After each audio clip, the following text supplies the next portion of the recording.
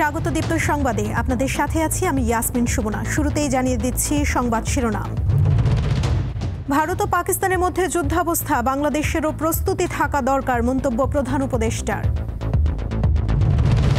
সিন্ধুর পানি চুক্তি স্থগিত করায় ভারতের বিরুদ্ধে আন্তর্জাতিক আদালতে যাওয়ার প্রস্তুতি পাকিস্তানের।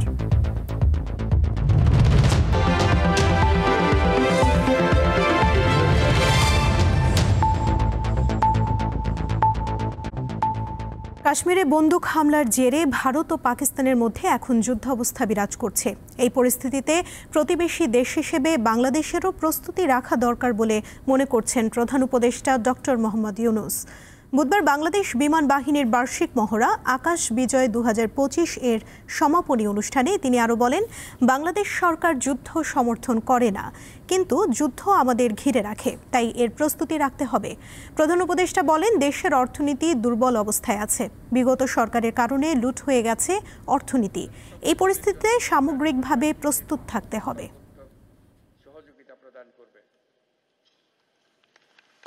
কিন্তু আজকাল যুদ্ধ এত ব্যয়বহুল একটা ব্যাপার,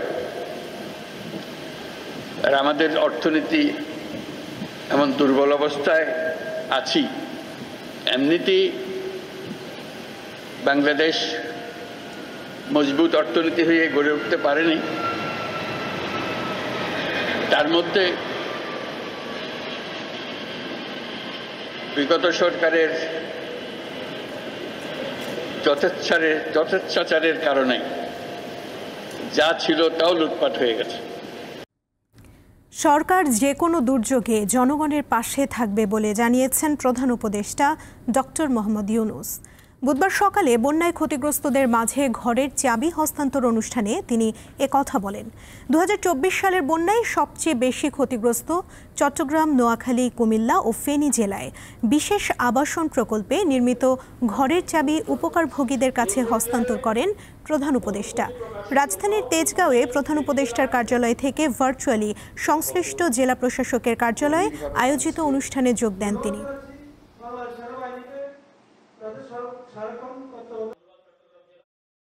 এই দুর্দিনে আপনাদের পাশে থাকতে পেরে আমরাও স্বস্তি বোধ করছি যে আমরা আমাদের দায়িত্ব পালন করতে পেরেছি। এই বাড়িটি আপনার একটি অবলম্বন, মাথা গোঁজার একটা জায়গা। এখানে আপনারা পরিবার পরিজন, সন্তান সন্ততি নিয়ে বসবাস করবেন। যেহেতু এখন মাথা গোঁজার মতো একটা ব্যবস্থা হয়েছে, এখন একই সাথে আপনাদের সন্তানদের উন্নত ভবিষ্যৎ গড়ে তোলার দিকেও নজর দিতে হবে। রাজধানীর রমনা বটমূলে পয়লা বৈশাখের অনুষ্ঠানে বোমা হামলার ঘটনায় হত্যা মামলায় আসামিদের ডেথ রেফারেন্স ও আপিলের রায় হবে আগামী 8 মে। বিচারপতি মোস্তফা জামান ইসলাম ও বিচারপতি নাসরিন আক্তারের হাইকোর্ট বেঞ্চ বুধবার রায়ের এই দিন ধার্য করে। এর আগে আসামিদের ডেথ রেফারেন্স ও আপিলের ওপর শুনানি শেষে গত 18 ফেব্রুয়ারি হাইকোর্ট মামলাটি রায়ের জন্য অপেক্ষমান রাখে। বুধবার বিষয়টি আদেশের জন্য আদালতের কার্য তালিকায় ওঠে। আদালত রায় ঘোষণার জন্য তারিখ ধার্য করে। 2001 সালের 14 এপ্রিল রমনা বটমূলে পহেলা বৈশাখের অনুষ্ঠানে বোমা হামলা হয়। এতে ঘটনাস্থলেই নিহত হয় 9 জন, পরে হাসপাতালে 1 জন মারা যায়। বরগুনায় ডেঙ্গু আক্রান্ত এক নারীর মৃত্যু হয়েছে। প্রতিদিনই বরগুনা জেনারেল হাসপাতালে বাড়ছে ডেঙ্গু আক্রান্ত রোগীর সংখ্যা। 24 ঘন্টায় 15 জন ডেঙ্গু রোগী হাসপাতালে ভর্তি হয়েছে। এ নিয়ে বর্তমানে 35 জন ডেঙ্গু রোগী হাসপাতালে চিকিৎসাধীন রয়েছে। এর মধ্যে শিশুর সংখ্যা 12 আর নারী আছেন 17 জন। ডেঙ্গু আক্রান্তদের মধ্যে এক নারীর মৃত্যু হয়েছে বলে জানিয়েছে হাসপাতাল কর্তৃপক্ষ। 250 শয্যার এই হাসপাতালের ডেঙ্গু ওয়ার্ডে পর্যাপ্ত শয্যা না থাকায় রোগীদের মেঝেতে থাকতে হচ্ছে। সেই সাথে হাসপাতালে চিকিৎসক সংকটও রয়েছে।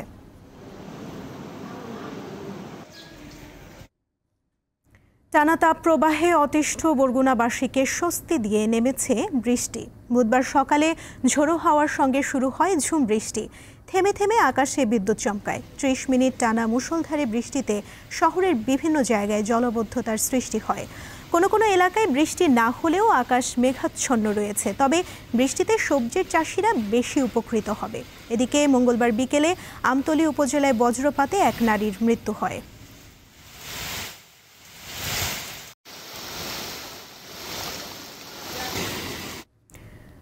নরেন্দ্র মোদীর আগ্রাসন পাকিস্তানকে ভারতের বিরুদ্ধে ঐক্যবদ্ধ করেছে বলে মন্তব্য করেছেন দেশটির সাবেক প্রধানমন্ত্রী ইমরান খান।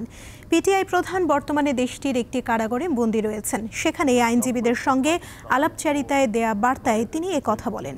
পাকিস্তানের সংবাদ মাধ্যম বলছে, মোদীর যুদ্ধপ্রবণ অবস্থানের নিন্দা জানান ইমরান খান। এদিকে ভারত আগামী ৩৬ ঘন্টার মধ্যে পাকিস্তানে হামলা করতে পারে বলে গোয়েন্দা তথ্যের বরাত দিয়ে জানিয়েছে দেশটির সরকার। এমন অবস্থায় ভারতের যে কোনো আগ্রাসনের পূর্ণ শক্তি দিয়ে জবাব দেওয়ার কথা জানিয়েছেন পাকিস্তানের প্রধানমন্ত্রী শেহবাজ শরীফ। এদিকে সিন্ধু নদীর পানি চুক্তি স্থগিত করার প্রতিক্রিয়ায় ভারতের বিরুদ্ধে আন্তর্জাতিক আদালতে আইনি পদক্ষেপ নেওয়ার প্রস্তুতি নিচ্ছে পাকিস্তান।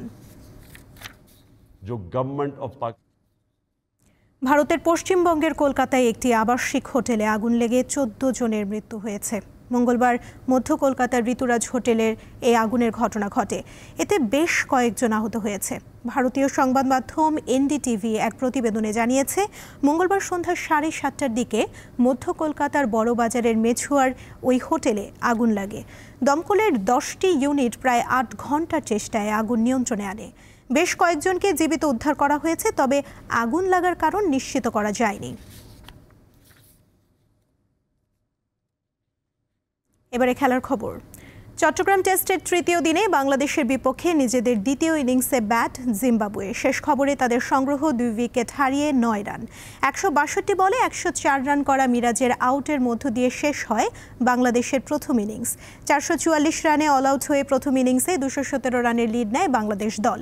শেষ ব্যাটসম্যান হাসান মাহমুদ অন্য প্রান্তে 16 বলে 0 রানে অপরাজিত ছিলেন। টেস্ট অভিষেকেই 5 উইকেট নেন জিম্বাবুয়ে স্পিনার ভিনসেন্ট মাসেকেসা। এর আগে 7 উইকেটে 291 রান নিয়ে তৃতীয় দিনের খেলা শুরু করে স্বাগতিকরা। তাইজুলের 6 উইকেটের সুবাদে প্রথম ইনিংসে জিম্বাবুয়ে অল আউট হয় 227 রানে। অবশেষে নিশ্চিত হলো বাংলাদেশ ক্রিকেট দলের পাকিস্তান সফর। মে মাসে 5 ম্যাচের টি-20 সিরিজ খেলতে পাকিস্তান সফর যাবে শান্ত মিরাজরা।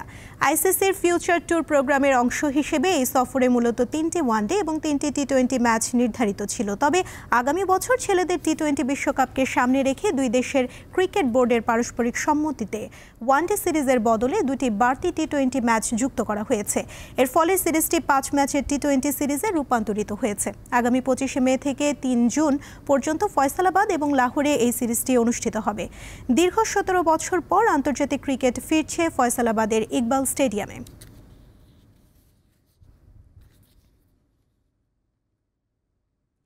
উয়েফা চ্যাম্পিয়ন্স লিগের সেমিফাইনালের প্রথম লেগে আর্সেনালকে 1-0 গোলে হারিয়েছে পিএসজি। ম্যাচের একমাত্র গোলটি করেন ওসমান দেমবেলে। দ্বিতীয় লেগে 7 মে ঘরের মাঠে আর্সেনালকে আতিথেয়তা দেবে পিএসজি। 31 মিনিটে ব্যবধান দ্বিগুণ করার সুযোগ ছিল সফরকারীদের, তবে বক্সের ভেতর থেকে ফাবিয়ান রুইজের নেয়া শট বারে লেগে ফিরে আসে।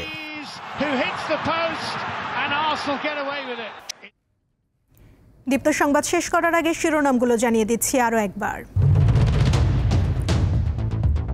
ভারত ও পাকিস্তানের মধ্যে যুদ্ধাবস্থা, বাংলাদেশেরও প্রস্তুতি থাকা দরকার মন্তব্য প্রধান উপদেষ্টার।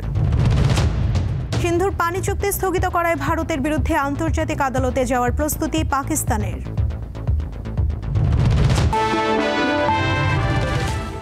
এই ছিল এখনকার মতো। এরপর বিকেল 4টায় দীপ্ত স্পোর্টস দেখার আমন্ত্রণ রইল। এছাড়া আরও তথ্য এবং বিনোদন জগতের নানা খবর পেতে যুক্ত থাকুন দীপ্ত ডিজিটাল প্ল্যাটফর্মের সাথে।